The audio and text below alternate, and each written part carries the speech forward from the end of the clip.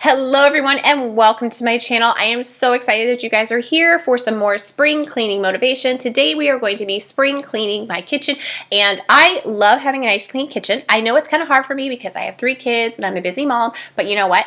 I try my very best to keep it nice and clean. So today we're going to be doing some spring cleaning just because I am just in a really good mood to just get a lot of spring cleaning done. You know, the spring cleaning bug has gotten me and I am just trying to get as much done as I can. So I hope you guys enjoy this video, and if you like what you see, please consider subscribing to my channel because I upload weekly, so you will always have new content to watch. And I love making these videos because cleaning is one of my favorite things to do. I actually find myself cleaning all the time just because I absolutely love it. And you know, and the kids help out by keep making everything messy so that I always have something to do. So I just thought I'd share that little tip with you. But yeah, so let's jump on into the cleaning here and let's get started.